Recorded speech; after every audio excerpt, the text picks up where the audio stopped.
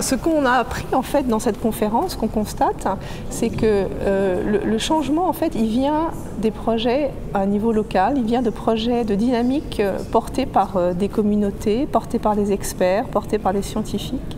qui interviennent à un niveau très local et qui ensuite essayent d'obtenir l'adhésion des différentes communautés localement. Et ensuite, ce sont ces projets, ces dynamiques qui font bouger les pouvoirs publics, qui font bouger les organisations internationales et qui vont pousser ensuite les gouvernements à mettre en place des politiques plus favorables en termes de préservation et de restauration des écosystèmes.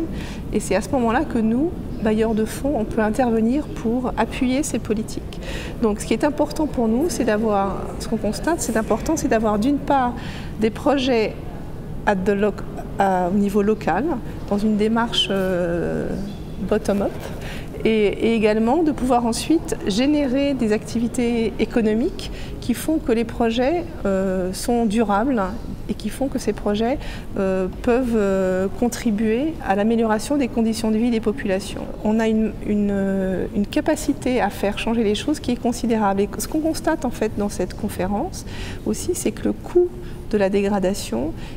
le coût lié à la dégradation est considérable et que donc plus on intervient tôt,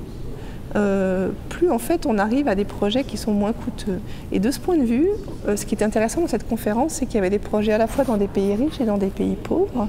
Et on se rend compte qu'en fait, il faut intervenir maintenant dans les pays pauvres parce que la dégradation, elle est quand même moins avancée.